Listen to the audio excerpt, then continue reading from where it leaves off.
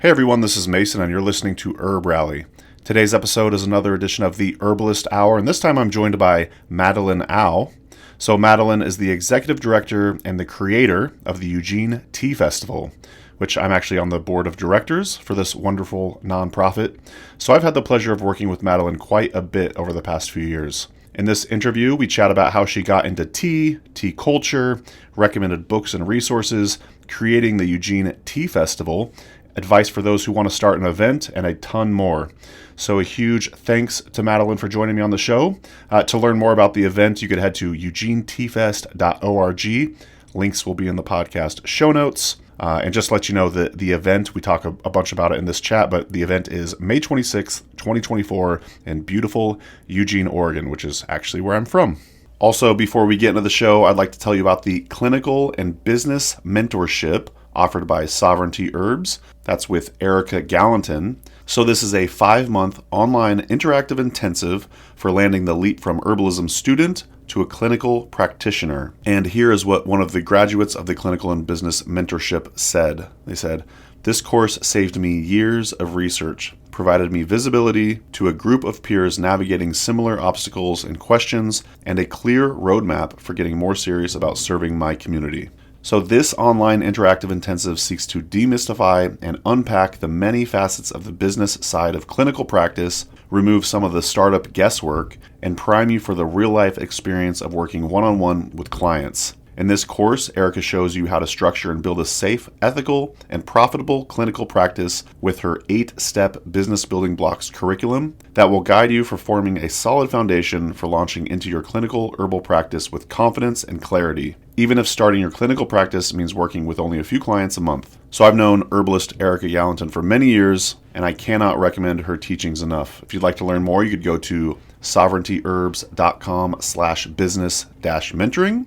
Or I will leave a link at the tippy top of today's podcast show notes. One more time, that's sovereigntyherbs.com/business-mentoring. And yeah, if you're looking to go from herbalism student to clinical practitioner, definitely check out this program with Erika. Also, before we get into the show, I'd love to thank our presenting sponsor, and that is, of course, Oshala Farm. So Oshala Farm is a beautiful and vibrant certified organic farm located in southern Oregon, where they grow and sell over 80 medicinal plant species. I've been to their farm many a time, so I've had the opportunity to check out what an amazing operation it is. They have a state-of-the-art drying facility, and yeah, all the plants are just incredibly beautiful. Lots of different plant species, plant families. So check them out at oshalafarm.com. That's OSHALA farm.com. If you're looking to purchase bulk or even just a little bit of dried herbs, they also sell elixirs, fire cider, tea blends, spices, and so on. So one more time, thanks to Oshala Farm for being the presenting sponsor for the Herbalist Hour. Learn more about them at oshalafarm.com. Also, a huge shout out and thanks to all of our Herb Rally Schoolhouse members for your support as well. If you'd like to learn more about what the Herb Rally Schoolhouse is, you could go to herbrally.com/schoolhouse, and don't forget to use coupon code podcast at checkout to get your first 30 days for free. So one more time, thanks to Madelaine for joining me on the Herbalist Hour, and thanks to y'all for listening. We'll see you in the next episode. Take care. Welcome to the Herbalist Hour.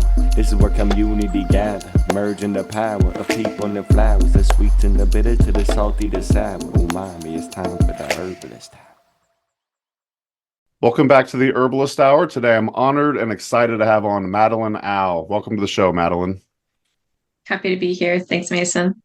And Madelaine is the executive director to the Eugene Tea Festival, which, as some of you probably know, Eugene is my hometown, so it's super exciting that there's a tea festival there now, so we're going to get into a bunch about that. But first, let's get to know Madelaine a little bit more. Madelaine, how did you get into this whole tea thing? That's Camellia sinensis.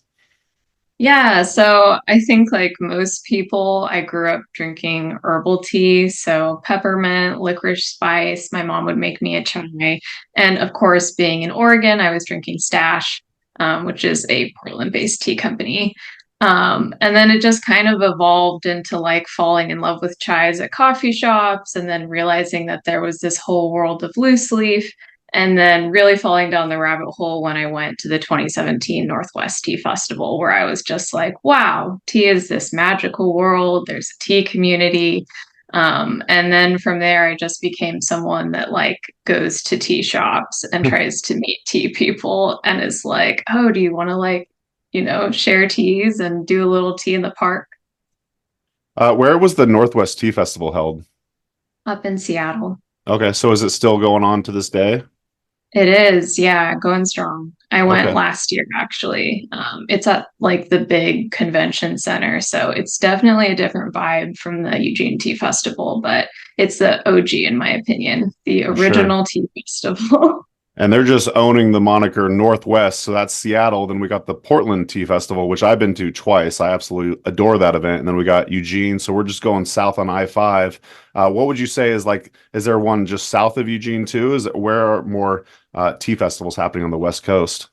Yeah, so the International Tea Festival, which is in San Francisco, Okay. is the next one. And then there's the Nevada Tea Festival that recently started. So you Oh, kind of wow. like deviate a little bit. I believe the LA Tea Festival is on hiatus, but it was happening for, I think, 10 years or something. So there's definitely, I-5 corridor worth of tea festivals. Sure. And these are all tea festivals centered around, as I was alluding to, Camellia sinensis. These are not like herbal teas. These are really, we're just honoring the Camellia sinensis plant, correct? Yes, for the most part, I would say that specialty tea, Camellia sinensis, that is the focus. Although, at least with the Eugene Tea Festival, I like to keep it more broad. For sure. Well, okay. So what do you love about tea? I think that for me, tea is something that is just like one of those little creature comforts. So it's something that I look forward to every morning. It's delicious, it's calming. It's like the kind of thing that is both relaxing and energizing at the same time. And it kind of fits into this lifestyle that I've been gravitating towards of just like enjoying life, being in the present moment, slowing down and not just kind of like going. And so, there can be a ceremonial aspect to it. Sometimes when I'm on a tea break for work, I just sit down with my like fancy tea set and I just do a little ceremony for myself. And it feels really special and sweet. And it's very grounding. So there's kind of like that personal level of like feeling connected to tea and loving tea in that way. And then the other way in which like I get really excited about tea is the connection with other people and the way that tea can be a vehicle for social engagement and for community building. Just like having tea friends and being friends with people who are also like as into tea as I am, as well as like being friends with people who run their own tea businesses. That's something that I think is really cool. And I just feel like people who like tea are all good people. So it's a nice way to get to know new people and kind of just like a safe, calm, and lovely community. I would like to hear you go more in depth on this whole relaxing and stimulating concept for green tea because or Camellia sinensis because I think of caffeinated beverages. We got coffee, tea, energy drinks, which you're probably extremely fond of as well. And I'm just wondering, like, that was a joke. Sorry, Madelaine. Madelaine doesn't drink energy drinks, y'all. She's Don't. I presume she doesn't at least. But I would like you to talk more about that. Like, what how could something so you're speaking to an audience of herbalists. We're very like in tune with our bodies and like what plants do medicinally for us as humans. And I'm just kind of curious, can you kind of go more in depth on this whole concept of green tea or drinking Camellia sinensis as like a stimulating beverage, but also like a calming beverage? Okay, so I'm not a tea scientist, but Sure. I'll do my best to kind of speak towards the way that it works. There's different components in tea. I believe it's specifically L-theanine, that makes it so that the experience of being caffeinated is slower. So instead of it just being like caffeine, boom, dumps into your system, it slowly releases over time. So that's kind of speaking to the more scientific aspect of like, why is it not like coffee? Why is it like something that it does energize you, but it's not as immediate, it's not as intense. So there's still that kind of like invigorating but relaxing experience of it kind of like giving you what you need throughout the day, Sure. but not like overloading your system. Okay. Yeah, it sounds like, all right, so we're delving into a little bit of the science there, but then there also appears to be kind of like the ritualistic aspect. Would you say that just the mere fact of creating this as like a daily ritual is kind of part of the calming effects of the tea?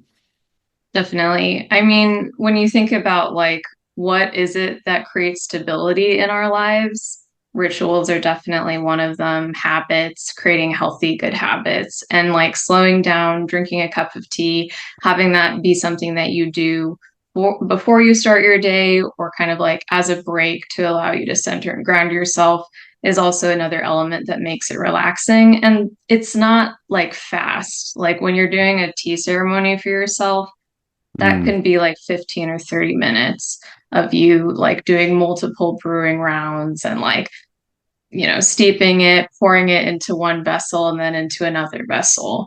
It's not really something that you can rush or that you would want to rush. So it just sort of like by the nature of it being ceremonial and ritualistic in that way, it allows for kind of like, oh, okay, like I'm in the present moment, I'm enjoying something delicious, but also finite. So I really want to be present for savoring it. yeah, typically when you're making green tea, I would think you're not probably sitting there trying to make the strongest cup of green tea, putting it like making it cold so you just suck it back as fast as possible, getting like this stimulating effect. That's not typically how people drink tea. Although it kind of does come to mind as matcha, and I do feel like matcha had kind of like was in the limelight for a little bit because it's super, I mean, correct me if I'm wrong, but has extra caffeine in it. But there's also probably a matcha ceremonial aspect as well. Can you speak to matcha a little bit? Yeah, so I love matcha Mhm. and it's one of those things where I just kind of like my friends and my family laugh about how I cannot make matcha well. Oh, really? I have like really tried and I have all the equipment too. Like I have the ceremonial bowl and the whisk and the little like ladle that you use to scoop the matcha. And I just make like the worst, most clumpiest matcha on the planet. I must just have a really weak wrist. But Sure. yeah, so it's a little embarrassing that that's not something that I can do. But when you do that like ritualistic way of making matcha, it is to die for. Like it's so Mm. delicious, it's so foamy, and like everything is just like really well integrated. I've been to Japan a couple times, and there's a temple that you can go to where you like stare out at a bamboo forest and they whisk a bowl of matcha for you in the ceremonial style. And it's just like some of the best tea that I've ever had. So even in Japan, you're drinking matcha, but it's sort of like this slow ceremonial process and, it's integrated with nature and slowing down and enjoying what's there. Is it higher in caffeine? Do you know? Or is that just like Um, a myth? yes, Okay. but mostly because if you think about like how much leaf is being used, there's just like because it's kind of like all crushed and ground up, there's more jammed in. So Okay. like if I were to do, I guess if I how I would compare it is maybe like one one like tablespoon of loose leaf. Maybe they're using like 2 tablespoons of matcha to make your drink. So it's just like the quantity is higher. It's not because it's inherently more caffeinated, it's because they're using more leaf. Okay. Yeah, I didn't know I was going to go in the matcha direction when I was interviewing you today, but I have been curious about some of this stuff. What's your take on matcha lattes and just the overall fad of matcha in general? Yeah, so I am a green tea girly. Yeah. I love green tea, especially Japanese senchas. That is just like my bread and butter, what I drink basically every day. And I also love matcha. And I like matcha was one of those things that kind of also got me into loose leaf tea. So it went from like chai tea lattes to matcha tea lattes, loose leaf. I still love matcha lattes, and as controversial as this may be, I really like the Starbucks matcha latte. There's something about it that is very nostalgic and comforting to Ain't me. no shame in your Sometimes game. Thank you. Just like some of the harder periods of my life, I have stopped by Starbucks and got their breakfast sandwich and matcha latte to get me through. So to this day, do you occasionally treat yourself to a matcha latte from Starbucks? I still do. I Yeah. love it. Yeah, I'm trying to Yeah. think of what my Starbucks order would be. I was really digging the cold brew there for a bit, but that stuff is just way too stimulating for me at this point. I can't handle that. Just a quick break from the show to thank our presenting sponsor, Oshala Farm. Oshala Farm is a beautiful and vibrant certified organic herb farm based in Southern Oregon, where they grow and sell over 80 different plant species. The founders, Elise and Jeff Higley, have been longtime friends, so I highly trust their growing methods and ethics. You'll love the potency and vibrancy of all the herbs they have to offer. To learn more and purchase their herbs and other organic goods, head to oshalafarm.com. So thanks once again to Oshala Farm for sponsoring the Herbalist Hour. Now back to the show. Enjoy. Okay, well, transitioning a little bit, you mentioned part of the reason you love tea is the tea people. And could you tell us why, go more in depth as to why you love and appreciate the tea community? I feel like with the tea community, there's such like an openness and a welcoming spirit. And then also it's kind of like niche in the way where like you meet someone out in the wild and you're like, wait, you're like super into tea like I am, and you know that there are like oolongs and pu'ers and senchas and that Camellia sinensis is all from the same plant. And then you just kind of like nerd out and you have just like this really wholesome moment of being like, oh my God, you have such great taste in tea. And I cannot believe that you drink the same stuff that I do. And you know, like what all of this is. So there's like that layer of it. And then the other layer of it is because tea is something that like promotes slowing down. And it's something that has historically been a social beverage. That's also like part of the layering of like, wow, people just seem really open to connecting. And then when you're drinking tea, like you're kind of stimulated, but not in a way that's like really intense. So it's Right. like I get this feeling when I drink tea of like mental clarity, which is great for discussion. So I Yes. end up having like philosophical conversations with people. And then also, like, tea is connected to a bunch of different issues, both like social justice, just like the history of tea has been kind of tragic. Mhm. And then, like there's the issues around sourcing and a lot of different layers. But yeah, I don't know why, but for whatever reason, people who really like tea, I've just found them to be kind of like a little introverted like me Mhm. and really sweet and wholesome and kind people that just, want to be friends with other tea people.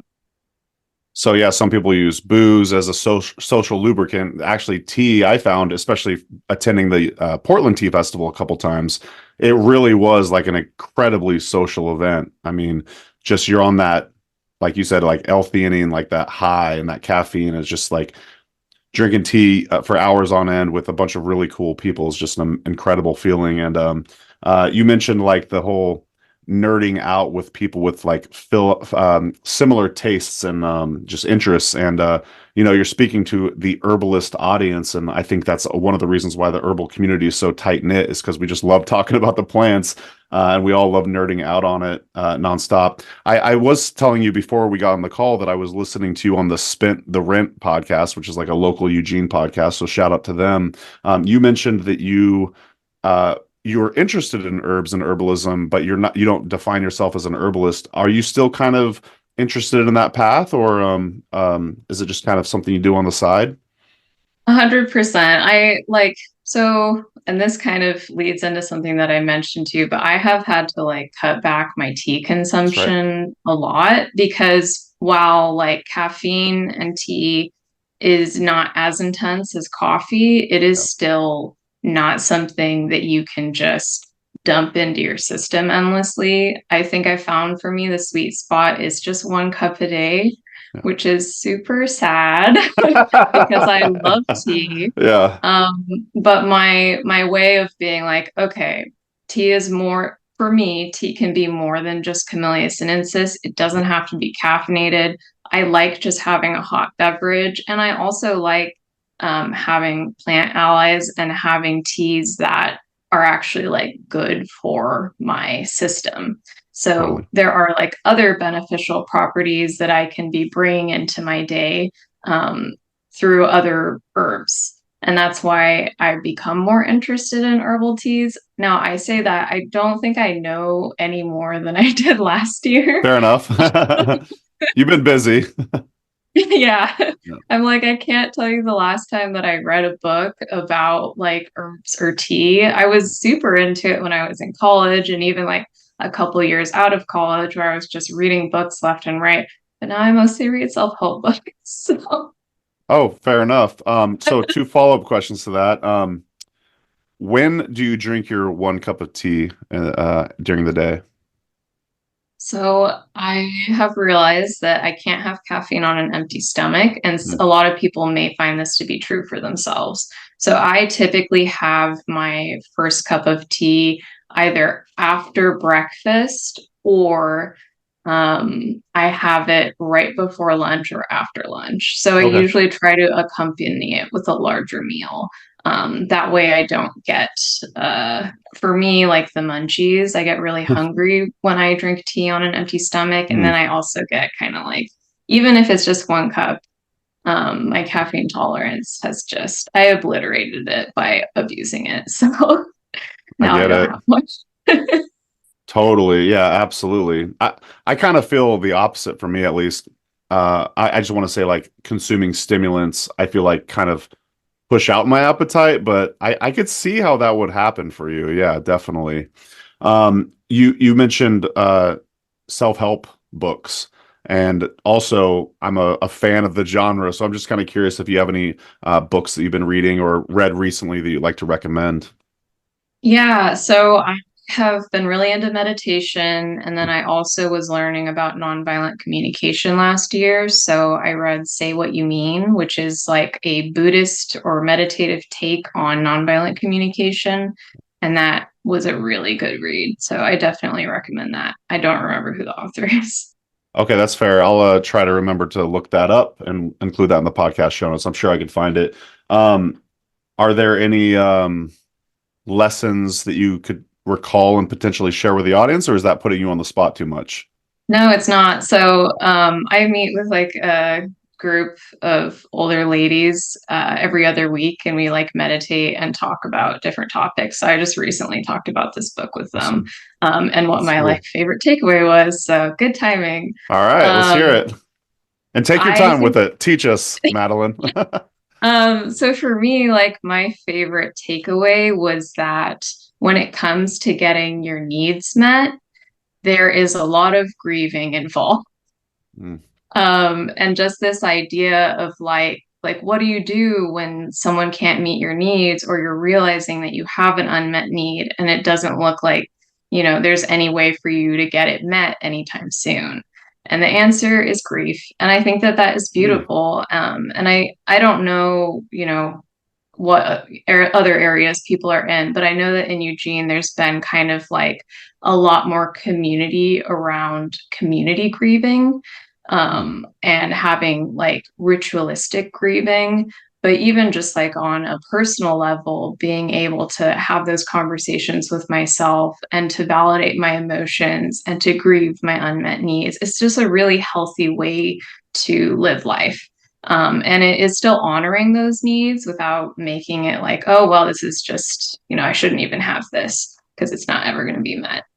So I think that grief can be a great way to validate and honor and have self-compassion for the Oh, experience that you're having. so important. Well, thank you for sharing. So, just so I'm understanding correctly, the book wasn't entirely about that, but that was just kind of one of your main takeaways. That was the thing where I was like light bulb, I like see. insight. Yeah. Ooh, I got There's like a goosebumps. lot of different things that it talks about, but Totally. I'd say the other thing that was helpful was the metaphor of like thinking about trying to use nonviolent communication as like trying to change like the course of a river. Mm.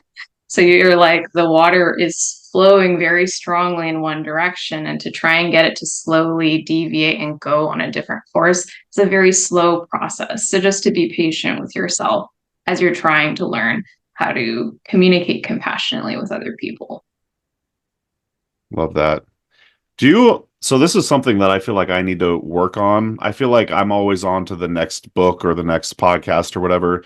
Do you think this might be a book where you later on in the future you're like, I'm going to re-listen to this to further embed this in my brain and my behavior? Do you know what I'm talking about? You're like, oh, it's just on to the next book, on to the next lesson, da da da da da. But like, I feel like it's really important to like revisit these profound books that we read.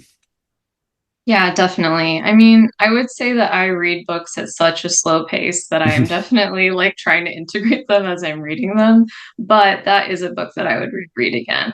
Because I feel like, some things you may be open to and you may be able to integrate into your experience. And then other things you just kind of forget about or you're not ready to like broach that topic, especially when it comes to like interpersonal communication, because that is very challenging. Totally. Do you identify as a Buddhist? No, I don't. I'm a meditator, I'm a tea No. enthusiast, but I'm not religious. Yeah. Right. I guess that Yeah. would by definition be religion. Okay, cool. Well, so speaking of books, I was going to ask you, this doesn't have to be a book, but do you have any recommended resources, and that includes books and or books, for someone that if they want to learn about either tea or tea culture or whatever comes to mind when I say that? Yeah, so I actually brought my favorite books so that I could show the audience. Nice. This That is a is little tea book, that's adorable. and you can see that it is a very, short but informative read. I think it even Cool. has cute little pictures. It's by Sebastian Beckwith. Hmm. This is a good one for if you're wanting an introduction to Camellia sinensis because it goes over all the different types. It talks about some of the chemical properties. It's just like a really nice overview that's not overwhelming. So that's like the first one that I would recommend to people because, you know, some of us have shorter attention spans these days. For Um, sure. and then if you're wanting something that's a little bit more textbooky, I mean, this one is just an Mm. obvious like go-to. This was like one of the first books I read on tea when I was really getting into it back in 2018. Tea History, Terroirs, Varieties, and this is by the Camellia sinensis Tea House, which is based in Quebec, I believe, Oh, Canada. oh. Yeah, they have a third edition out now, which I don't own. Sad, but the second edition was great, and it has like tons of pictures. Talks about the tea industry. Talks about all like a bunch of different countries that have tea. Actually, like talks about the processing. And it has interviews with people who work in the tea industry in countries like China and Japan. So you get this totally like more industry focused perspective while also learning a lot about tea. It's a great read. Fantastic. I will leave links to that in the YouTube description of the podcast description. I don't know if you're like listening to podcasts or YouTube channels on tea, but are there any that come to mind if I ask you, like, are there tea channels that you like or? That's such a great question. I actually don't like videos, You so don't, I've yeah, you never don't learn that gotten way. into YouTube. Okay. Yeah, I don't really learn that way. Mostly my favorite way of learning is just like getting together with other people who like tea, Mm. and drinking tea with them and learning from them. I've done that a lot, especially if you go, like, let's say you've got a local tea shop in town, like, go there, drink tea with the owner. They will just like dump information on you. That's how I've learned a lot about tea. That is such a great point. I could not agree more. And just to shout out JT, presuming JT is still around in Eugene. Yes. Yeah, Yeah. if you're in the Eugene area, definitely stop by, hang out with Josh. And if he's there, he'll tell you all about the teas that you're drinking, and it's just a super fun experience. Are there other tea shops you'd like to shout out, whether they're in Eugene or elsewhere? Yeah, so Angela recently opened up a shop on West That's 11th, awesome. Morgan Tea Traders. Yeah, and Cool. she knows so much about tea. Like Mm, Angela is someone that is the president of the United States League of Tea Growers, and she grows her own Camellia sinensis plants. Like she has tons of starts every year. that's awesome. It's super cool. I've gotten some tea plants from her. So she understands tea from like that agricultural perspective, and she knows a lot more about processing. And then, she also sells tea. She sources it. And she does like tea 101s and different workshops. So she is a great resource for learning more about tea.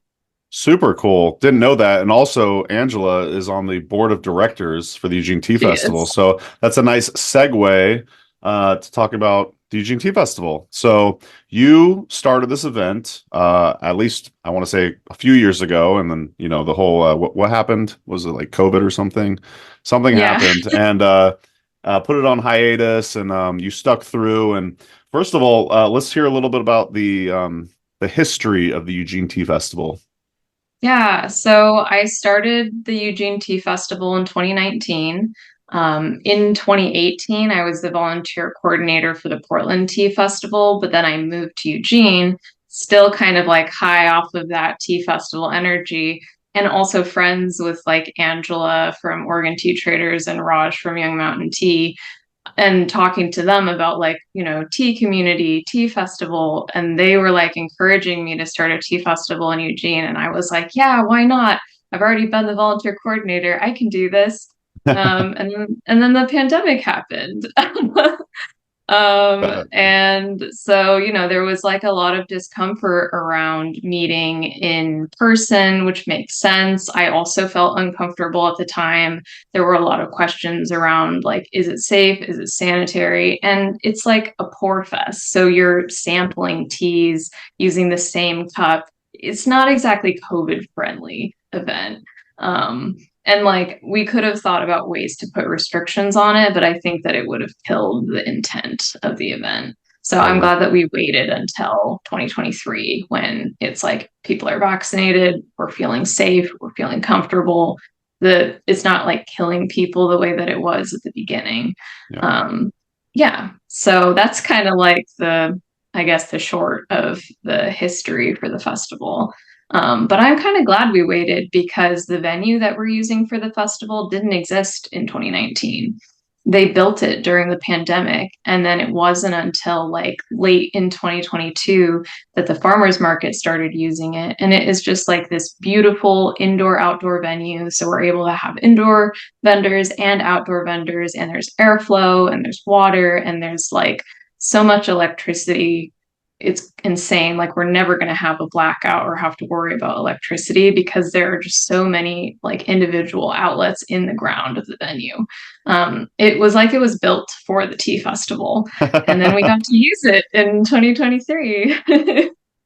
Yeah, last time I visited Eugene, you gave us a tour of the facility, and I was like, I don't know, borderline proud of Eugene. I just adore that venue. It is such a it's so centrally located, and like you said, it's like perfect for a tea festival.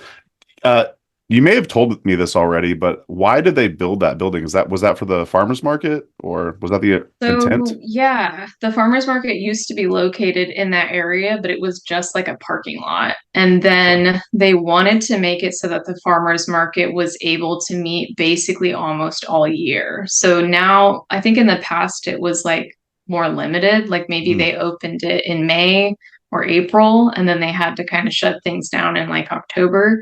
But now the festival or the like farmers market season runs from like February 2nd all the way through December. So they take like January off as a break. And okay. that's because of that venue that they're able to do that. It's awesome. Yeah. Yeah, maybe I'll leave a link to in the show notes we did like a little 20-minute interview with you last year. We're actually in the building, so if folks want to check it out, they could see what it looks like right there. So I'm going to ask you this question. I don't know if this is a doozy, but I've always wanted to ask you this question. Why did you, and tell me if I already asked you this before. I don't think I have. Why did you make the Eugene Tea Festival a nonprofit as opposed to say like a for-profit business? Yeah, that's a great question. So when I was going through the process back in 2019 of like, okay, how do I put together a festival? I actually met with the founders of the Seattle Northwest Tea Festival, Mm. Doug and Julie. We met at the Portland Tea Festival. It's kind of funny. Hmm. Um, Right in the middle. and I was like taking notes, and they were like, okay, you got to make sure that your venue has electricity. That's the biggest thing because, like, when they first started, they would have like flickering lights and blackouts. And like, that was a big problem because there's so many electric kettles that are just sucking out the electricity. And then the second thing was they were like, if we had the chance to do it over again, we would have made it a nonprofit. So they were encouraging me to make it a nonprofit. And I was like, yeah, that makes sense. Like, it's going to be volunteer run. Me, the volunteer running it for free. People are going to be donating their time. They're going to be donating money to it. And then also what I like about making it a nonprofit is that I can push back on that kind of like idea that it needs to make money. Right. So instead of it being something where we're like, oh, well, like we need to make sure that we're looking at our bottom line and that we are just like always getting as much profit as possible. It can be like, so this is for the community. This is for the like local economy. We want to support the vendors. We want to make it accessible for the festival attendees. It's also made it easier to apply for grants because we can say like, hey, like we have this mission of providing free education and accessible opportunities for people to learn and taste new teas. And just kind of going from that perspective of like community building and having it be something that is for the community. And I like that there's a board of directors and a checks and balances, and there's sort of an emphasis on giving as opposed to just taking and trying to make it be like a business, which is not ever what I want it to be. And I'm pretty excited because this year we're actually going to be offering inclusive admission, so people can go to the festival, they can sign up in advance, and they don't have to pay. That's awesome. The tickets were already incredibly affordable from what I remember last year. You made it very accessible, so that's a really cool that you went one step further with that. All right, well, that's a good transition. Why don't we talk more about the festival? Can you give us like the dates? Well, we already went over the location, so can you give us some more details on the event this year? Yeah, so for anyone who doesn't know what it's called, it's at the Farmers Market Pavilion and Plaza in downtown Eugene, Oregon. And then it's going to be on Sunday, May 26th from 10 a.m. to 4 p.m. That's also when the workshops will be running. This year, we're going to be running them on site. So I'm super excited about that. So that's kind of the main gist of where. So for now, it's a one-day event. Do you think in the future it'll be a weekend, or do you have plans for that? So it's kind of like, because we're using the Farmers Market Pavilion, on Saturday, it's the Farmers Market. So we're never going to be able to use that venue on Saturday. Right. Gotcha. So the only way to make it a 2-day was so this year we're doing it on Memorial Day weekend. Let's say it's really successful, we could do Sunday, Monday. Oh, that's true. Which is kind of crazy, but I'm just going to get everybody to start putting Memorial Day weekend is the tea festival weekend. Yeah. That's when everyone goes to a tea festival to celebrate Memorial Day weekend with their families. I guess the reason I asked was because I was wondering kind of a different question. Did you notice people last year traveling for this event? And then I was thinking, oh, if it was a 2-day event, it might compel more people to, I suppose, travel from out of town. But I just was curious your thoughts on that. Yeah, so we did get people traveling from out That's of cool. town. I know that there were people who came from Seattle, from Portland.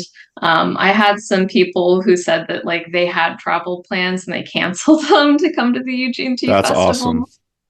Which I was like, wow. I feel so honored that you decided to do that it was that important to you. So that's kind of like what I'm hoping is that, people who really love the tea community are really invested in going to tea festivals, like they're gonna like continue to come out and support and celebrate.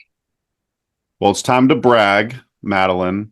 How was last year's festival received? I actually, I kind of know because I'm also on the board, but like, just tell us like what was the reception like last year, and did you come through for those people that traveled out of town? Yeah, it was magical. And it's kind of funny because I met with someone who attended the festival and was like, this was my first tea festival and I loved it so much that I decided to go to the Portland Tea Festival. And then I realized that I loved the Eugene Tea Festival even more. which Respect. I thought was a big compliment because the Portland Tea Festival has been running longer than the Eugene Tea Festival. And I think that what makes the Eugene Tea Festival is different is in part just kind of like different elements of the community. There's a little bit less of a chaotic vibe. It's Sure. a little bit more kind of like magical, whimsical. We had people selling like fairy wings, and I was wearing fairy wings, and then there were people with like wizard hats. Um, and That's awesome. it's it's like it's meant to be something that is in a sense like really oriented towards the community and really about connecting.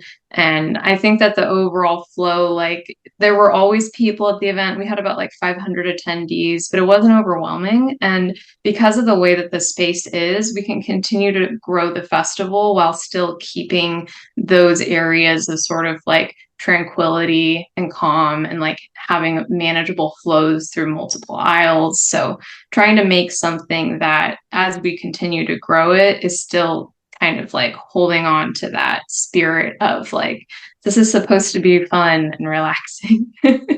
Right. How many people attended it last year? 500. Oh, wow. Yeah. Did you already Yeah, say that? I missed I it. did. Oh, my It's bad. okay. Awesome. um Yeah, go for it. oh, and we had 26 vendors, so that was exciting. And you plan on having even more this coming year. Yeah, so we're already at 30 vendors. And we've basically sold out of the indoor plot or the indoor pavilion space, Awesome. which is exciting. And also I'm like, oh no, I'm gonna have to start telling people they need to only apply for the outdoor plaza. Um, Good problem to have. So more vendors. What other improvements are you hoping to see this the second year? Because last year was your first year. Obviously, it sounds like a smashing success, but there's always improvements that can be made. Yeah, so last year we had our workshops offsite.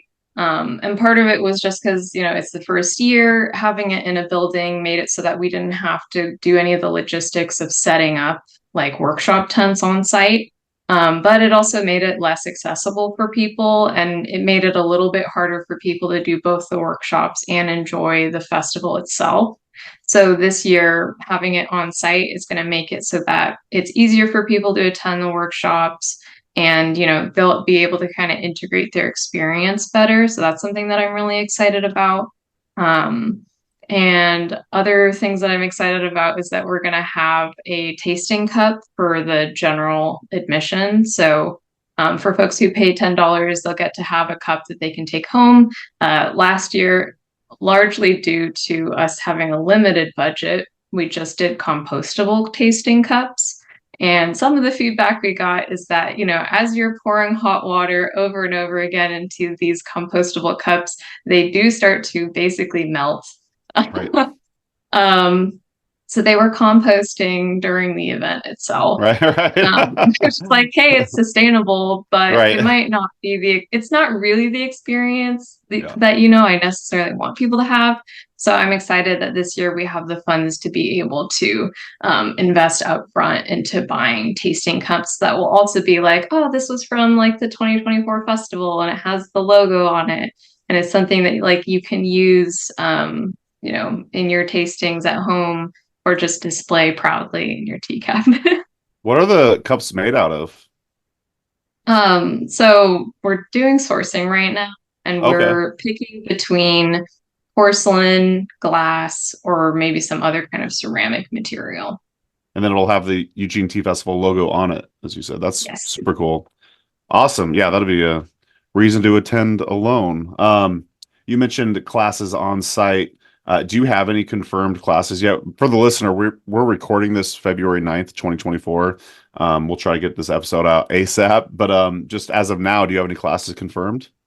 Yeah, so another thing that I'm excited about is we're having more ceramists at the festival, and actually some of my favorites. So Hamish from Hamish Jackson Pottery is going to be there, and he will be doing a hands-on clay workshop, That's which awesome. is like so cool. I love that he's going to be doing an interactive workshop. And then Jonathan from Jonathan Steely's studio is going to be doing a demonstration of different pouring vessels and then giving a conversation around like the background function, design elements, and then optimal tea pairings for those tea vessels. So that'll also be an interactive from sort of like a ceramist perspective. Wow. Yeah, that'll be amazing to attend. Do you have any confirmed sponsors for this year's event? Yes. So last year, Yogi Tea was a supporting sponsor, and this year they've upgraded to be a silver sponsor. So thank you, Yogi. Oh, Love you. They're also going to actually have a booth this that's year. awesome. Last year they didn't have a booth, and this year they'll have a double booth. So I'm super happy that a local tea company, and I know crazy as it sounds, Yogi Tea is local to Eugene, Oregon. Yeah. When I And we're first got so into herbalism, Yogi Tea was so instrumental on my path, and I just loved knowing that they were, yeah, right down the road. Yeah, so it's really, really good to be having them backing the festival. And then Shelton McMurphy Johnson House, which is a nonprofit organization that does like monthly teas and is in this like beautiful Victorian house where you can go and like it's like a museum. They're going to be a supporting sponsor. Rooted Remedies, who Oh, you may nice. be familiar with, is going to be a supporting sponsor.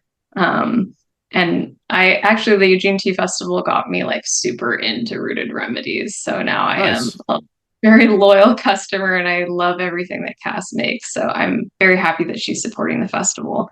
All right. And last but not least, Jinxie Tea is supporting. So they're a specialty tea company. Okay. Where are they based? I don't know that. I don't know them. They so I'm not 100% sure where they're based, but I Mhm. know that Sally, who is like my main point of contact, she runs the Nevada Tea Festival, Oh, and then cool. it's also doing this company. Um, so maybe Nevada, but also maybe not. Okay, fair enough. Yeah, and you mentioned Cassandra, or Cass as you called her, Cassandra Lynn was on shit, I don't even remember the episode. She was on the Herbalist Hour as well. So yeah, like you said, some of the Herb Rally audience might already be familiar with her, and she's got a great herb shop also downtown Eugene. And not to put more work on your plate, Madelaine, but I think you would be a great person to teach a workshop at her Rooted Remedies. Oh, thank you. I will Yeah. consider it. Just my friend Nick will teach there on occasion, and I think that that'd be really fun to maybe like lead some sort of tea workshop or something. But awesome. Well, so we could talk about this in regards to sponsorship as well. If someone in the audience has like a business maybe in the Pacific Northwest and they're interested in sponsoring, uh, or besides sponsoring, if someone wants to be involved with the festival, besides sponsorship, how should they reach out to you? Or are there jobs that you could think of that are open right now? Or just kind of how can folks get involved? So if they're a vendor or sponsor, they can fill out the vendor outreach form and then I'll reach out to them, or they can just email me directly at Madelaine@eugeneteafestival.org. Awesome. All right, and we'll Yeah. try to leave a link right there on the video for easy spelling there. We'll also include the email address in the podcast show notes as well, because Madelaine gave us permission to do that. Okay. So, do you feel as if the Eugene Tea Festival has brought the Eugene tea community closer together? Definitely. So one thing that I was hoping would happen for years is that a Eugene Wuwo ceremony group would establish, because there is the Northwest Wuwo, which is actually based in Portland. Um, and like they're very instrumental in the Portland Tea Festival. They always like do a used teaware and ceremony demonstration. And they meet like every month on Sunday. And I had always wanted to go to one of the ceremonies. And so the first one that I got to see was at the Eugene Tea Festival when I was like, come participate, do a ceremony. I want you here. And then I think like in part because of that, a Eugene Woo group actually formed in Eugene. And so I've been able to attend once a month on it's like the third Sunday.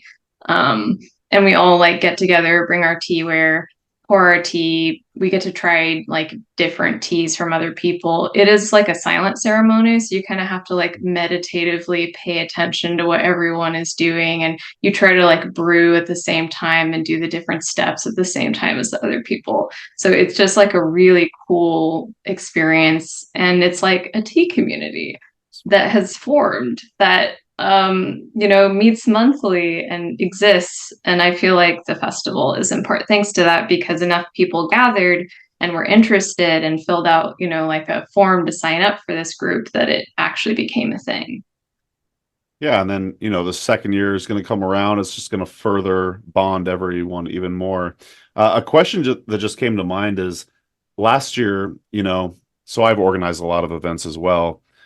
Were you actually able to just kind of reflect and watch the event happen, or were you just running around the whole time? Were you actually able to partake in the woo-woo and all of that, or how was that experience like for you personally? Yeah, so there was a lot of running around, but I I also did get a chance, especially during like the later part of the day, to talk to all of the vendors. I helped as like sort of an assistant for the Wuo ceremony, so I got to participate in that. I didn't stay the whole time just because I had other things that I needed to do. And people had questions for me throughout the day. Um, so yeah, I think like from my perspective, what I remember about it is that it was really fun. I did get to drink tea. I love talking to all of the vendors and hearing about their experience and kind of feeling like, oh wow, I'm like really getting to connect with people. And then after the festival, I got to meet new people that I've never met before who are like, oh my God, you did the tea festival. Like, it was great. I loved it. I love tea. I'm so glad like a tea festival exists and then kind of having it reflected back on me in that way. And I just feel like the overall feeling around the festival was really positive, really sweet. People are really engaged. Yeah, And there was just a sense of like appreciation that it is something that exists, which is what I wanted. love to hear it. Well, what are your future goals for the Eugene Tea Festival? And another question I've always wanted to ask you is, I mean, and maybe you don't know this yet, but how long do you kind of feel like you might be the executive director? Do you think you plan on doing this for a long time? Yeah, just kind of like future of ETF and your role. Yeah, so for the foreseeable future, I'm going to continue running the festival on a volunteer basis. I don't ever really plan on being paid by the festival. My goal is for it to be something that serves the community. And then in terms of like festival goals, my hope is for it to become something that can like live long beyond my existence. So the hope is to eventually be able to have enough funds to hire someone else to run the festival and for me to just continue to participate as someone that is, guiding, donating my time, being there. But like I would love one day, honestly, like my goal is just one day I get to go to the festival as an attendee and just spend like, the Yeah, whole day doing workshops, drinking tea, and just being so happy that there's a tea festival in my town. So that's kind of like, way further down the road, but sure. it's still my child. It's Yeah, still needs my support. And so I'm right. here until the day that it's able to fully stand on its own feet. I guess that's another perk, I suppose, of having nonprofit versus like a business is, you will be able to pass it along to the next person who's gung ho about the mission of the of tea community in the Eugene area. So, all right, let's go to the advice segment of the show. Um, Say someone's looking to organize, could be a tea event or like an herbal event, since that's primarily the audience for the Herbalist Hour. Do you have any advice for someone who's looking to start a community event? So I would say don't do it alone.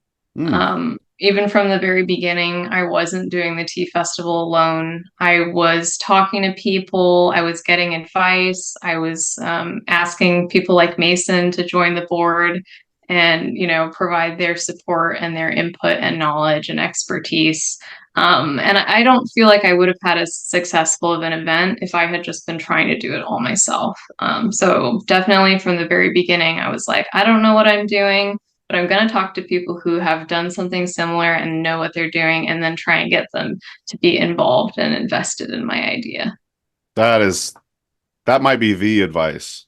I love that.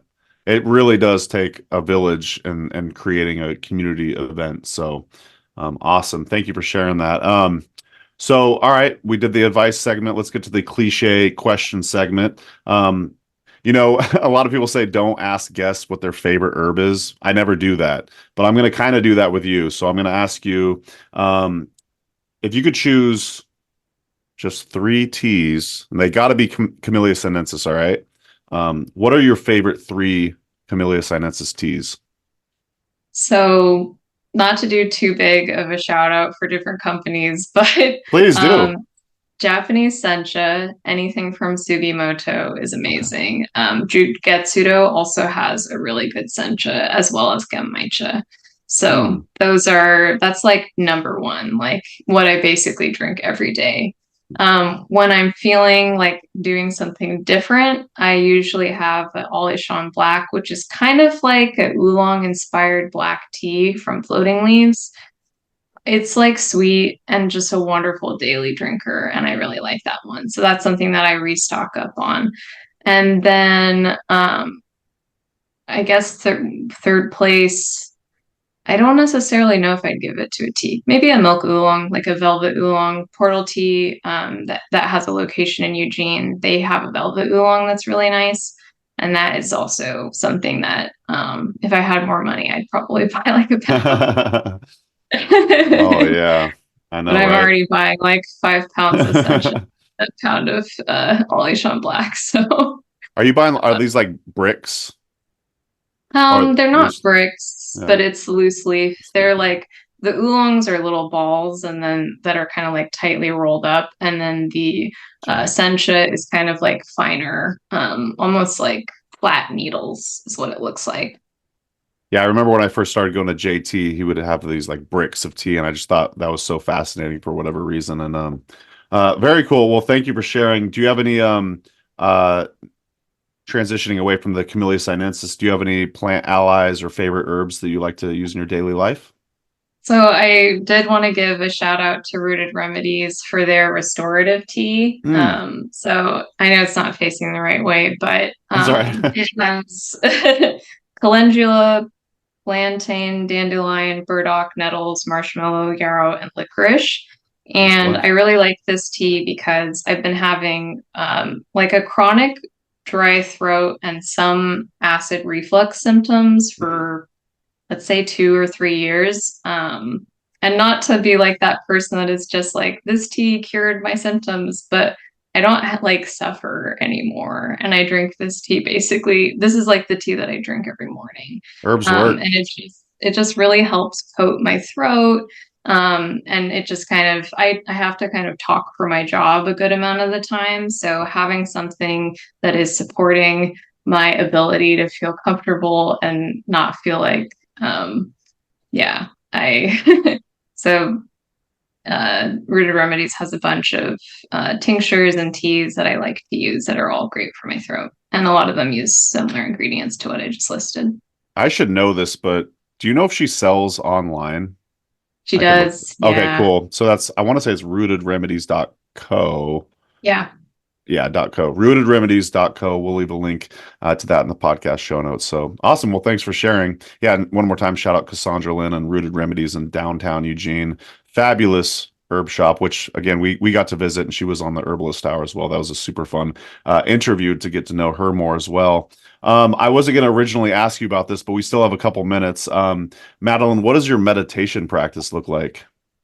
So I meditate every morning for 15 minutes. Sometimes when I'm like really deep into my meditation practice, I meditate every morning for 30 minutes. But sometimes time doesn't always allow for that. And so I kind of cut it back to 15. And then because I believe in community, I meditate with a community of meditators. So I'm a part of Eugene Insight Meditation Center, which actually just meets online. So literally, if any of you want to meditate, Sunday 6:30 to 8, we meditate every Sunday via Zoom, and that's been Really? something, yeah, really supportive for my practice. Yeah, Okay. So if someone wants to participate, are you literally logging in at 6:30 Pacific time and logging out at 9, or I'm sorry, what'd you say, 8. 8? Yeah. Yeah, So are you going the full hour and a half, or do you come and go as yeah. you please? So I do that group every Sunday for an hour and a half. Wow. Yeah. I And have then, never meditated that long. That's impressive. well, it's like there's a Dharma talk, a 30-minute Okay. meditation, and then a discussion afterwards. So it's not the full hour and a half for the meditating, but it's like it's a good meditation. And then I meet with a smaller group that we call our little sangha every other Wednesday for an hour and a half with a similar structure of like meditating for 30 minutes and then having a discussion on whatever topic we pick that week. I never thought about meditating in a group, but I suppose that could help compliance. There's the accountability aspect. You're like, oh, if I'm going to show up, I kind of have to do this. Do you recommend folks look in their area to actually do meditation with others in person? Yes. Yeah, being able to meditate with others in person. Sometimes like the meditations that I have in person with other people are way deeper and That's more so connected cool. than when I just do it for 15 minutes. Is it Yeah. because of the fact that you're there and feeling like the social pressure, or do you think there's actually like some sort of energetic component where you're actually all kind of going deep together and you could get as spiritual or non-spiritual as you want? So we call it the field of care. Um, Mm, I love and it. it's basically like, this sense of like we're all generating this positive will to be present. And also, like my group in particular is compassion focused. So it's this idea that we're all like bringing loving awareness Okay. and compassionate awareness to our experience together in an interconnected way because ultimately we're not separate, we're all interconnected, we're fundamentally connected to other people. So That will definitely vibe with the Herb Rally audience. So thank you for sharing that. And one more time, please tell us what the Eugene based Zoom one is called. so it's the Eugene Insight Meditation Center. Is Let there a me cost see. associated with that? It's totally free. Oh my gosh, that's amazing. EugeneInsight.com. If you want, the link is like right on the front page, I believe. Super cool. Well, Yes. I'm gonna definitely leave that in the podcast show notes. That is such an incredible resource. I'm glad I asked. It just came to me. I was like, oh, I have to ask Madelaine about her meditation. So, well, very cool. This has been a lot of fun, Madelaine, getting to know you a little bit more. EugeneTeaFest.org, if I'm getting that right. Yes. As well as we'll go at Eugene.T on Instagram. Anywhere else you'd like to send folks to learn more about you and your work? Those are the main ones. Cool. Thank you, Mason. Of course. Yeah, this was a lot of fun. Well, yeah, any closing thoughts before we wrap up and get out of here? Come to the tea festival. It's Do gonna be it. great. I love it. Well, awesome. We'll leave all links in the YouTube description, podcast show notes, and everything. Thanks once again to Madelaine for joining us, and thanks to y'all for listening. We'll see you in the next episode of the Herbalist Hour. Thanks, Bye-bye. everyone.